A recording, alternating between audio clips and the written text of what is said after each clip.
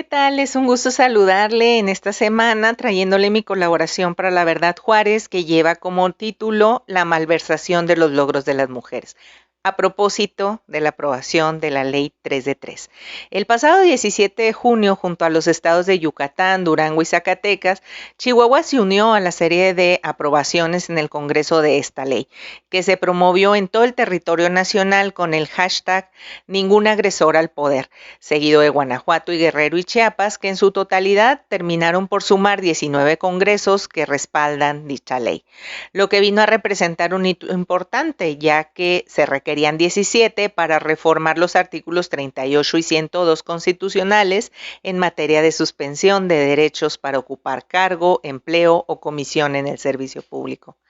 El objetivo de la reforma es establecer que para poder contender a un puesto público de elección popular o ser nombrado funcionario público en cualquiera de los 3 niveles de gobierno o de los 3 poderes de la Unión, la persona no debe contar con sentencia definitiva por violencia sexual o violencia de género en cualquiera de sus modalidades: sexual, familiar, política, psicológica, física, vicaria, etcétera, o ser deudor alimentario, lo que desde luego ha levantado olas por tener amplias filas de detractores, todos hombres en el poder, por lo que les supone ser sujetos de eventual escrutinio en sus responsabilidades parentales. Es sabido que la aprobación de una ley no es suficiente para que ésta surte efectos. En ese sentido, la lucha sigue para construir rutas críticas de actuación y protocolos para que la autoridad le reconozca y la aplique. Nuevamente, como dediqué en una anterior colaboración para este mismo espacio, en nuestro estado existe ya la Ley del Registro Estatal de Personas Deudoras Alimentarias Morosas de Chihuahua,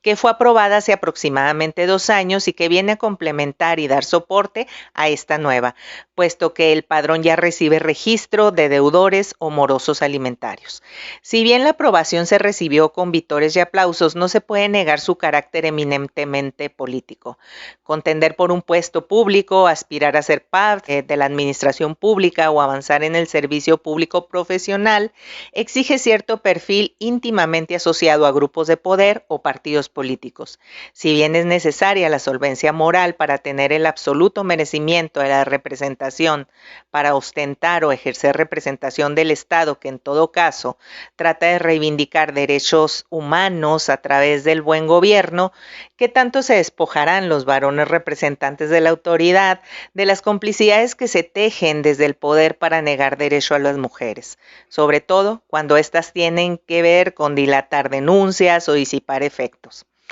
Perro no come carne de perro, suele decirse.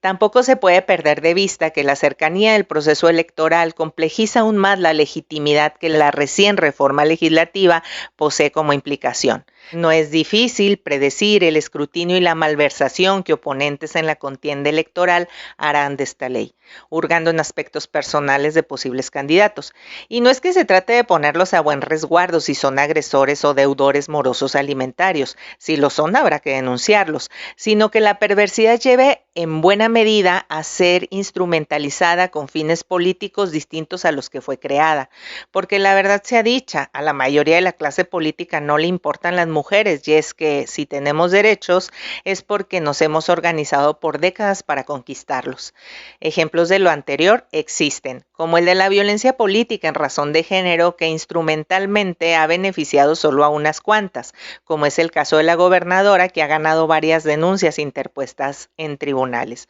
De ahí en más, solo un par de senadoras. Las instituciones siguen negadas a reconocer o encontrar formas de lograr impartir justicia y generar acceso para las mujeres en escenarios políticos, para que puedan tener espacios seguros en el ejercicio de sus derechos político-electorales. Las de abajo, las militantes, las de a ras de suelo, las que caminan las calles, las que conforman las filas en los mítines, las candidatas a las que se les niegan presupuestos y recursos económicos y humanos si es que ostentan un puesto al interior de su partido o para sus campañas, a las que en las discusiones y debates las mandan a callar y no se les otorga espacio ni representación en sus institutos políticos o alguna candidatura si no tienen un grupo político que les respalde, obviamente dirigidos por un hombre, y si adquieren relevancia política son exhibidas por cuestiones de carácter meramente personal. Ellas no han tenido oportunidad ni modo de denunciar, y si lo hacen, de ser escuchadas